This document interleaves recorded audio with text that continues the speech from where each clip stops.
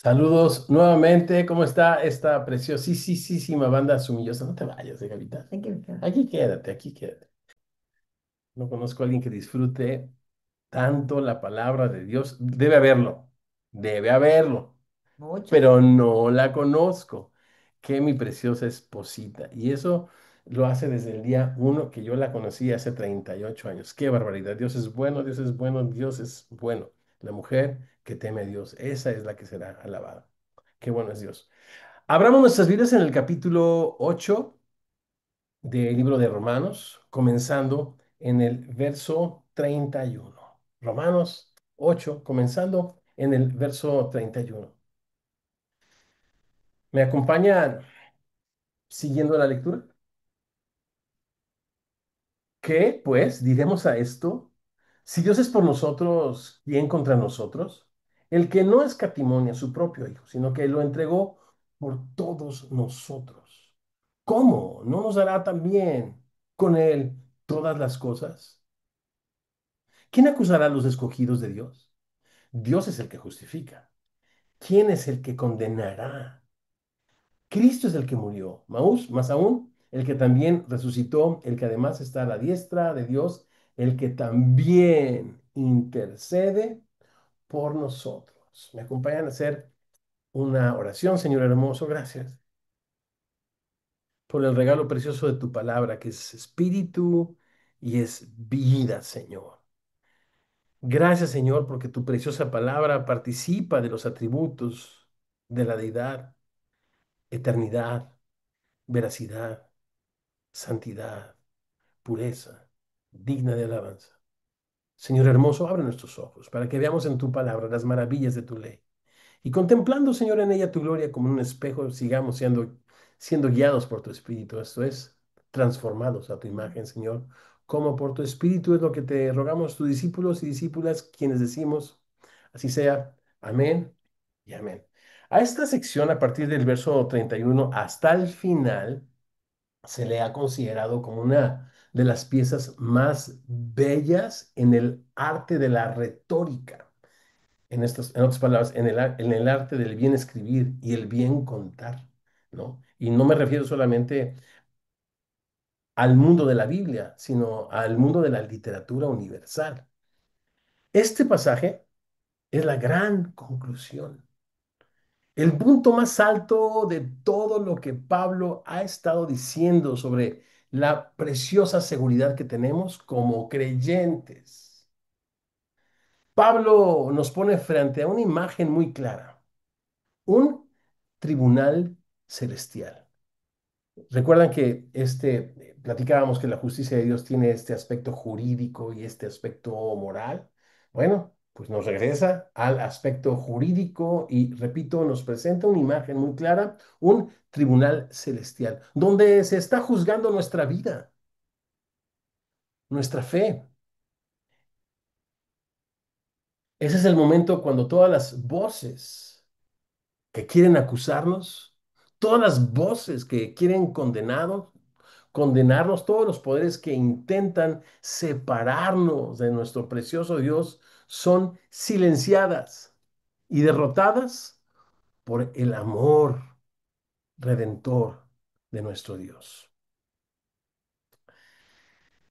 Es precioso este marco con el que comienza ya no solamente el capítulo 8 sino este tema de la justicia de Dios comienza desde el capítulo uno. ¿Se acuerdan? Porque en el Evangelio de Dios se revela la justicia de Dios por fe y para fe, como está escrito, el justo por la fe vivirá. Ya ha venido desarrollando toda esta argumentación y llega a su clímax. En otras palabras, esta es la parte climática de los primeros 8 capítulos.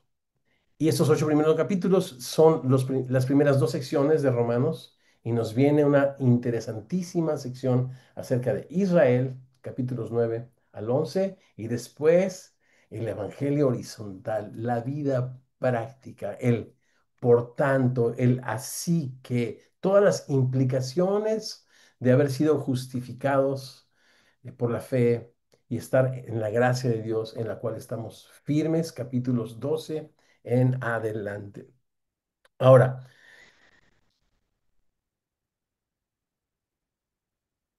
Platicábamos la semana pasada que en este marco donde comienza el capítulo 8, ninguna condenación hay para los que están en Cristo Jesús y termina nada ni nadie nos puede separar del amor de Dios que es en Cristo Jesús, está el centro, que no tiene que ver con nuestra salvación y lo quiero señalar, ¿no?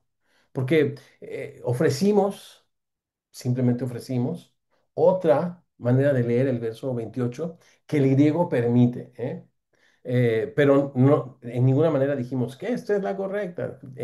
Ofrecimos otra manera de leer, donde y sabemos que Dios hace que todas las cosas obren para el bien con aquellos que aman a Dios, con aquellos que hemos sido llamados conforme a su propósito. Este centro del capítulo 8 no habla de salvación, parece que habla de la vocación a la que nosotros hemos sido llamados, estar presentes en medio del dolor, en medio del sufrimiento humano. Me encanta cómo Pablo tira a tierra todas las premisas filosóficas acerca de por qué un Dios tan bueno permite el sufrimiento. No, ¿sabes qué? La narrativa bíblica nos dice que Dios tomó forma de siervo y estando en esa condición se humilló hasta la muerte y muerte de cruz.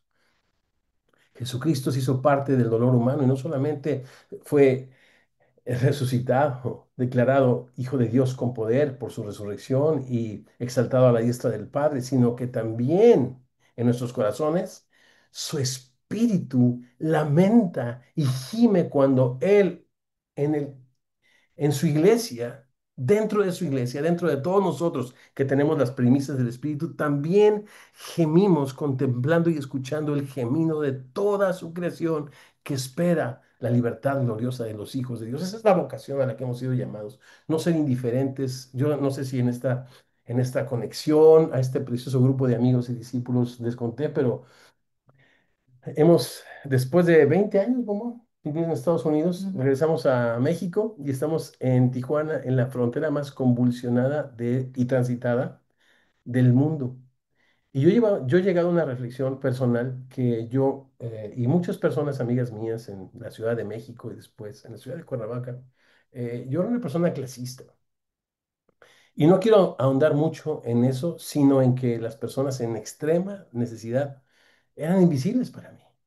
En la Ciudad de México, los niños de la calle, las llamadas Marías o las personas indígenas que no tienen una oportunidad, que viven en las sombras, que, que nadie las conoce, que nadie se da el tiempo para conocer. Me eran invisibles, la verdad. Pero ahora Dios en su misericordia me ha dado una oportunidad para reflexionar y entender que hay una lectura adicional, ¿no? No diferente, sino que es más amplia.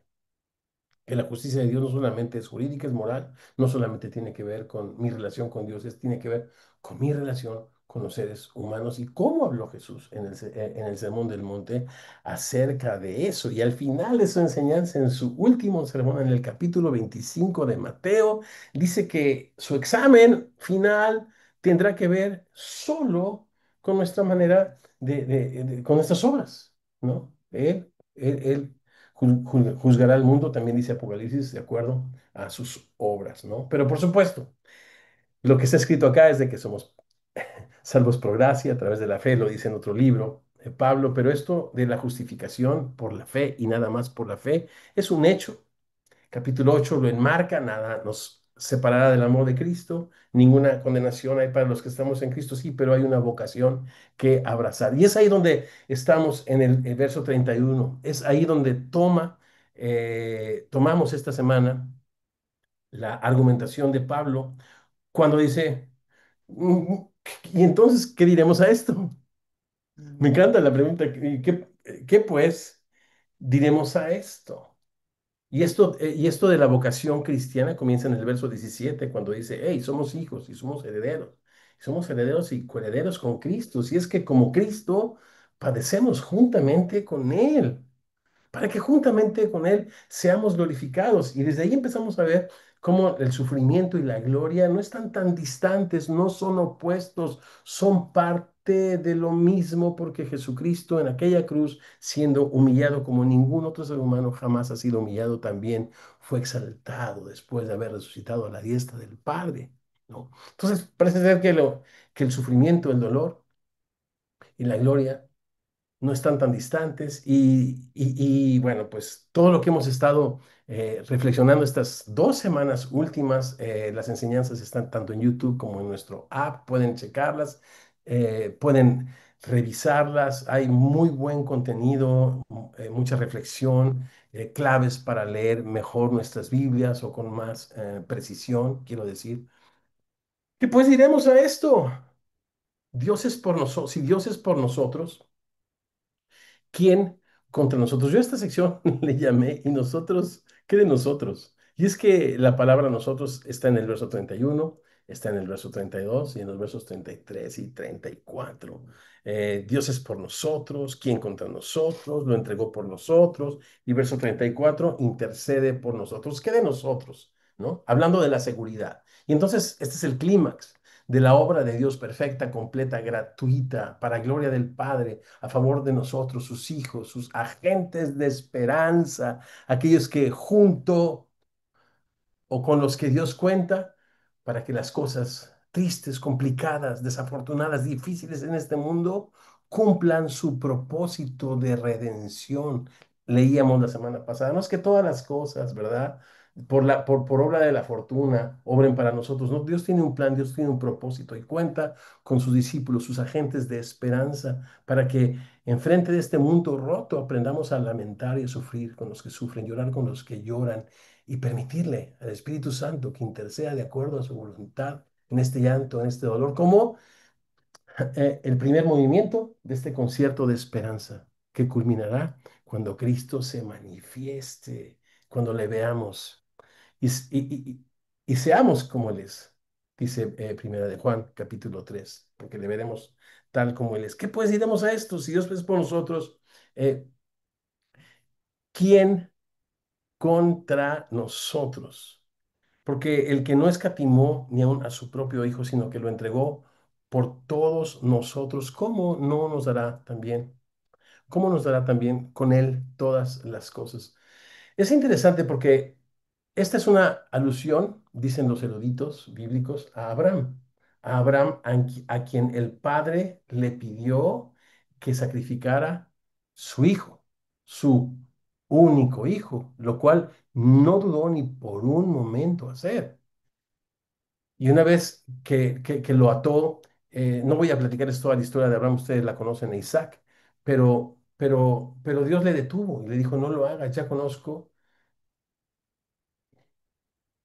que me amas, que no me has negado a tu hijo. Y esta es la imagen que Dios quiere que esté en nosotros, el amor de un padre que ama tanto a su hijo y que decide por amor y por fidelidad entregarlo por todos nosotros, el que no escatimó ni aun a su propio hijo, sino que lo entregó. Y me encanta por todos, ¿verdad? Cómo nos ha hablado este texto acerca de que cuando éramos enemigos de Dios a su tiempo, Cristo murió por nosotros, ¿no? Y nos dice, ¿cómo no nos dará juntamente con Él todas las cosas? Y otra vez, contexto, contexto, contexto. Es importante aprender a leer nuestras Biblias en contexto, porque si no somos lectores responsables de la Biblia, pues vamos a hacer que la Biblia diga cualquier cosa que nosotros queramos que diga. Por ejemplo, este pasaje diría, pues, Dios está comprometido contigo para darte cualquier cosa, solamente imagínala, ¿no? Ya pones un poquito poca levadura leuda toda la masa. Pones un poquito de meditación trascendental, imagínalo y si lo puedes imaginar, lo puedes tener, porque la Biblia dice que si Dios nos entregó a su Hijo, pues ¿cómo no nos dará juntamente con Él todas las cosas? ¿Qué significa esto de todas las cosas en el Nuevo Testamento? Para contestar esta pregunta quisiera llevarles a diferentes pasajes que juntos pudieran ofrecernos un mosaico de interpretación o de una mejor lectura de esta frase. Jesús a sus discípulos, cuando los está entrenando en el el sermón del monte, solo a sus discípulos, les dice en Mateo 6, 32 y 33 acerca del que comeré, el que vestiré, ¿se acuerdan? Los gentiles, las personas de las naciones, todo el mundo busca todas estas cosas, es la misma frase.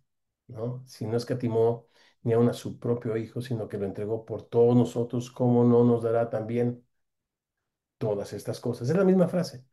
Los gentiles buscan todas estas cosas, pero vuestro Padre Celestial sabe que tienen necesidad de todas estas cosas.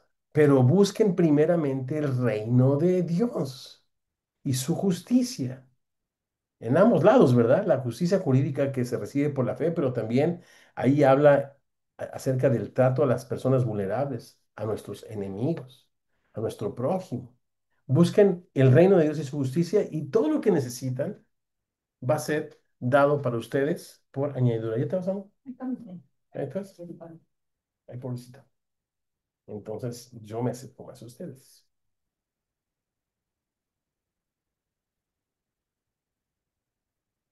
Eso está alineado con Filipenses 4:19, cuando Pablo, después de recibir esta ofrenda generosa de los filipenses, quien no buscaba dádivas de ellos, sino fruto que abundara en su cuenta, les dice, mi Dios pues suplirá todo lo que les falte, todas estas cosas, conforme a sus riquezas en gloria en Cristo Jesús. Los recursos que nosotros necesitamos para la subsistencia, Dios promete dárnoslos cuando nosotros estamos enfocados en su reino. ¿Qué es esto? Comprometidos con su obra, extendiendo su reino, predicando el evangelio y haciendo justicia, misericordia y siendo humildes delante de él, le dijo el profeta. Estos recursos están disponibles y prometidos para nosotros, pero hay más acerca de todas estas cosas. Dice Pedro en su primera carta, en el capítulo 1, como todas las cosas que pertenecen a la vida y a la piedad, todas las cosas, ¿no? Nos han sido dadas por su divino poder mediante el conocimiento de aquel que nos llamó por su gloria y excelencia, por medio de las cuales nos ha dado preciosísimas y grandísimas promesas para que por ellas lleguemos a ser participantes de la naturaleza divina, habiendo huido de la corrupción que hay en el mundo a causa de la concupiscencia. Entonces está hablando de este aspecto ahora, no de las cosas de nuestro sustento, sino está hablando de las cosas que como discípulos necesitamos para que la vida de Cristo se manifieste en nosotros. El apóstol Santiago dice, si alguno tiene falta de sabiduría, pídale a Dios. Bueno, pues todas estas cosas, misericordia, bienaventurados los misericordiosos, porque recibirán más misericordia para dar. No es que Dios esté en deuda o que tú negocies con Dios, sino cuando extiendes el reino de Dios, Dios tiene misericordia. Gracia sobre gracia para que sigas extendiendo el reino de Dios en sacrificio, en servicio y en amor por tu prójimo. Conocimiento de su voluntad, sabiduría y inteligencia espiritual, todas estas cosas. Verso 3, como todas las cosas que pertenecen a la vida y a la piedad nos han sido dadas por su divino poder, ¿cómo no nos dará juntamente con Él estos recursos espirituales, repito, para que la vida de Cristo se manifieste en nosotros? Pero hay otra tercera lectura de esta frase. Y como ustedes saben, a mí no me gusta poner a competir a las frases, sino más bien ofrecer un panorama para que nosotros, guiados por el Espíritu Santo, en una lectura responsable, podamos tener perspectiva y reaccionar a lo que leemos en la palabra de Dios. Y esto está en Colosenses 19:20, que dice, por cuanto agradó al Padre, que en Él, en Cristo, habitase toda plenitud y por medio de Él reconciliar consigo todas las cosas. Somos herederos y coherederos con Cristo Jesús, quien en el Salmo 2, citando al Mesías, se le dice, pídeme y te daré por herencia las naciones.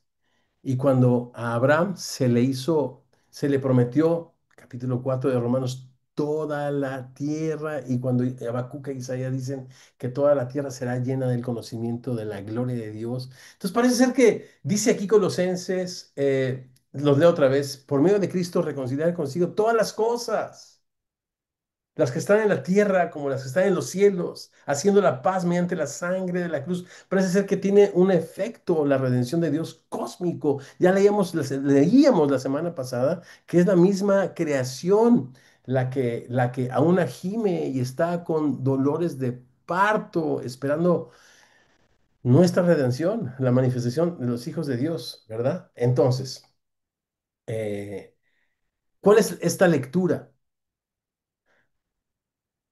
El que no escatimó ni aun a su propio Hijo, sino que lo entregó por todos nosotros, ¿cómo no nos dará todas las cosas?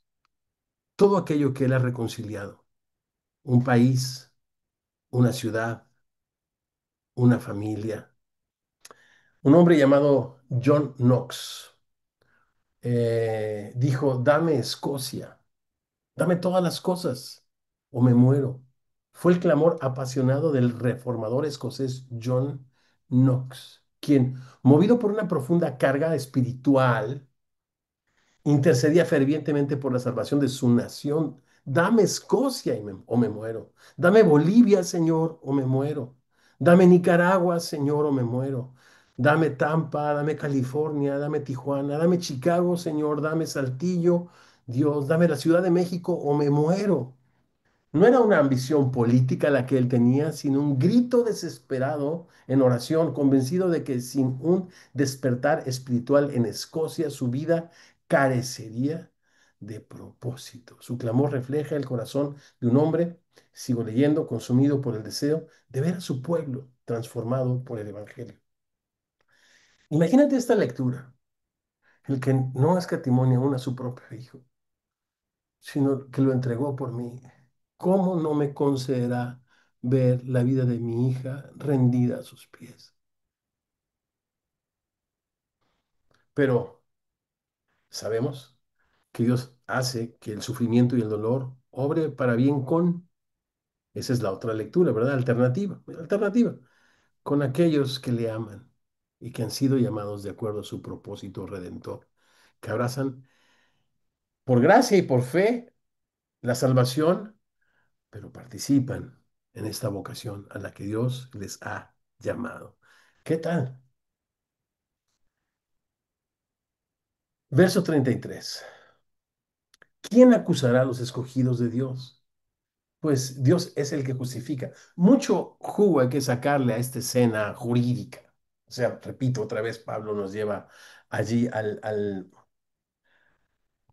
la corte celestial, donde el pecado pudiera acusarlos, donde el acusador pudiera lanzar lo peor de sus saetas, pero quien justifica es Dios.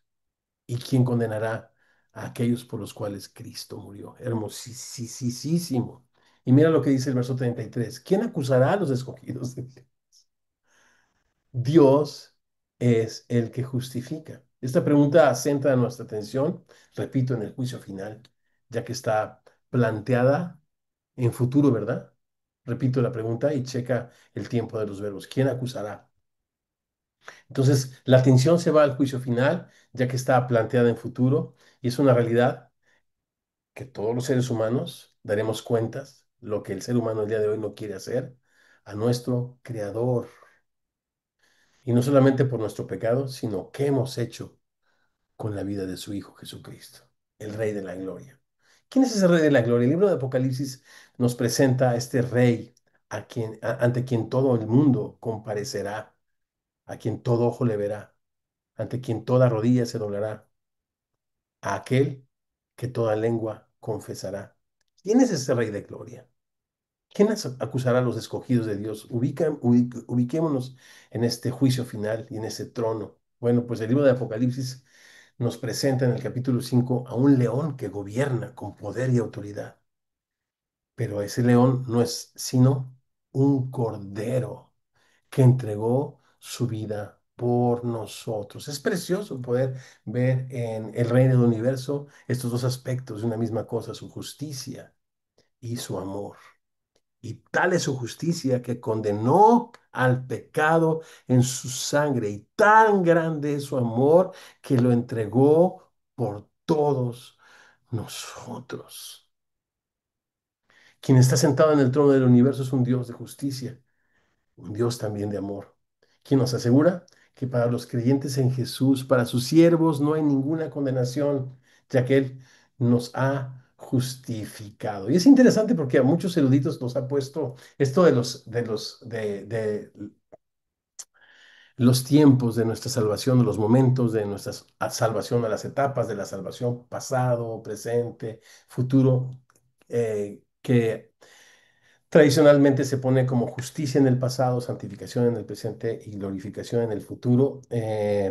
Pues yo acá en Romanos veo que la gloria es parte de la transformación, ¿no? Y que la justicia, que fue también emitida por nosotros en el momento que creímos en Jesucristo, Romanos 5:1, justificados, pues por la fe tenemos paz para con Dios.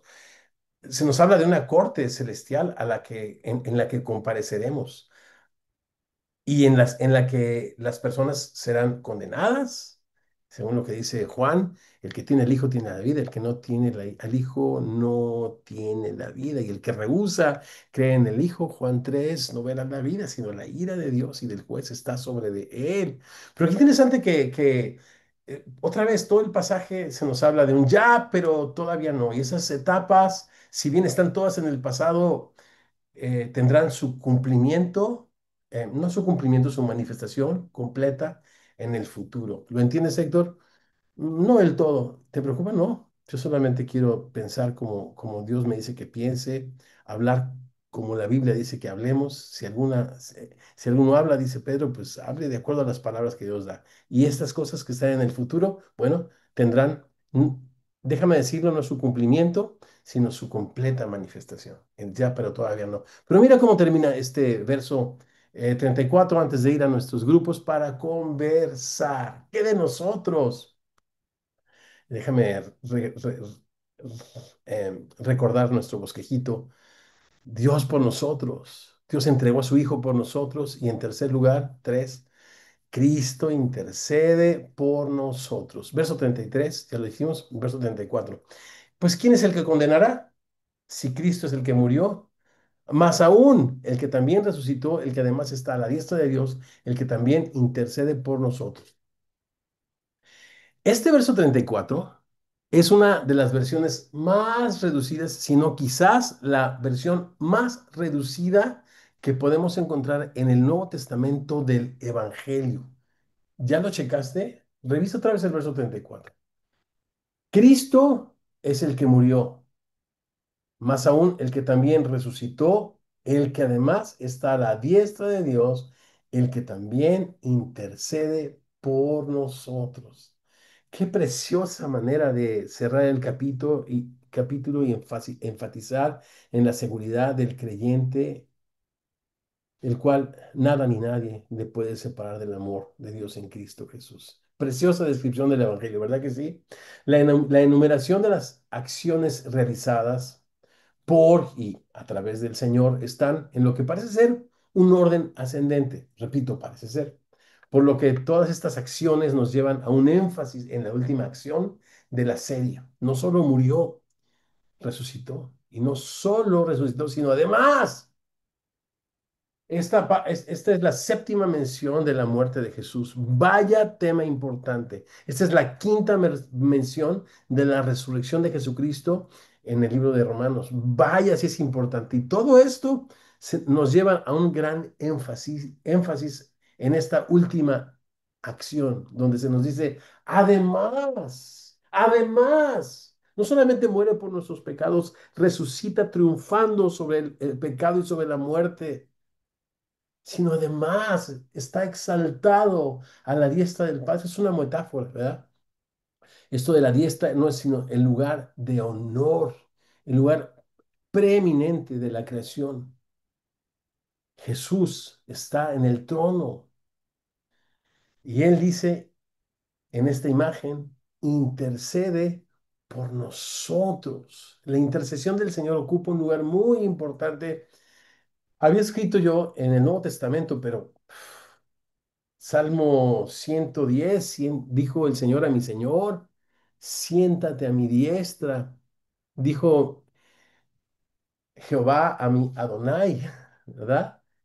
Siéntate a mi diestra hasta que ponga a tus enemigos por estrado de tus pies. Mira, esta idea, cómo comienza a tomar forma en Isaías 53:12, el siervo sufriente del Señor, un retrato del Mesías, nuestro Señor y Salvador Jesucristo. Por tanto, yo le daré parte con los grandes y con los fuertes repartirá despojos, porque derramó su vida hasta la muerte y fue contado con los pecadores, habiendo él llevado el pecado de muchos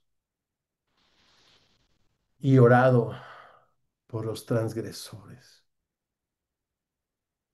Esta mañana oraba por mi familia, ahora que mis hijos se están independizando y poniendo sus departamentos aquí y allá y emprendiendo sus vidas, sus planes. Oro tanto por ellos.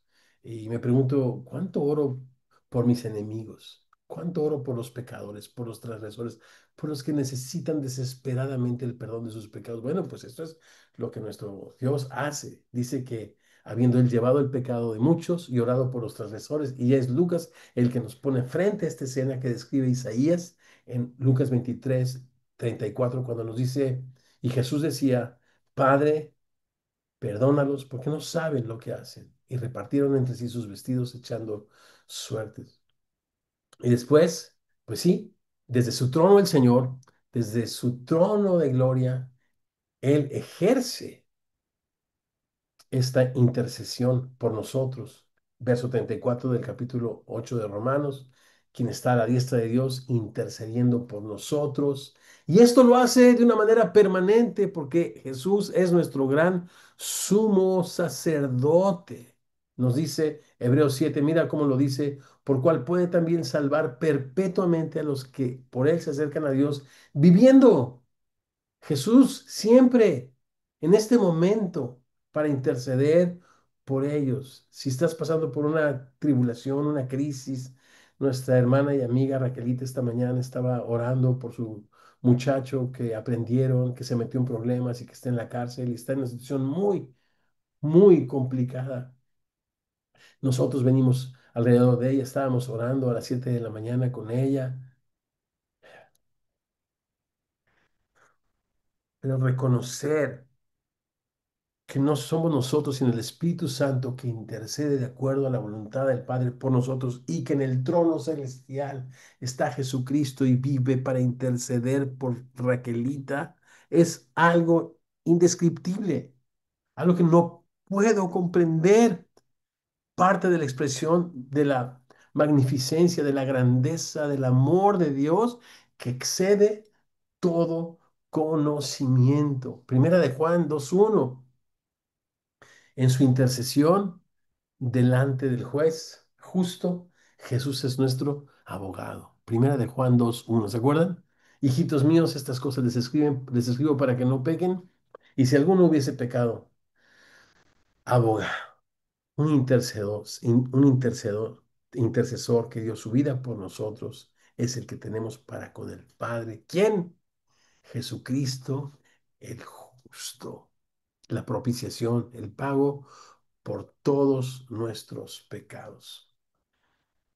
Oremos y vayamos a conversar. Señor hermoso, te damos gracias por este clímax argumentativo en el libro de Romanos, Señor, que nos ofrece una completa y plena seguridad, una breve pero poderosísima descripción de tu evangelio, Señor, cuando mueres el justo por los injustos para llevarnos a Dios. Y donde nos manifiesta, Señor, una vez más el amor del Padre que ha dado a su Hijo unigénito para que todo aquel que en Él cree no se pierda, mas tenga vida eterna. Quizás estás conectado, quizás recibiste una invitación. Yo no quiero perder la oportunidad para que si tú quieres recibir y reconocer el amor de Dios al entregar a su Hijo Jesucristo para perdonar tu pecado, tus pecados, pudieras hacerlo en este momento diciendo una sencilla oración de fe, diciéndole, Señor hermoso, qué increíble es tu gracia. Señor, yo había escuchado de tu amor, pero hoy, Señor, me lo has revelado a mi corazón. Creo que tú fuiste a una cruz a derramar tu sangre para el perdón de mis pecados, pero que además, Señor, resucitaste para darme una nueva vida y además vives para interceder siempre por mí y estás próximo a regresar. Señor, quiero estar preparada, quiero estar preparado, Señor, no con mis obras, no con mi religiosidad o religión, sino, Padre, vestido con la justicia que tú ofreces gratuitamente para todo aquel que cree en ti. Señor, oramos estas cosas y más en el precioso nombre de Jesús. Así sea. Amén.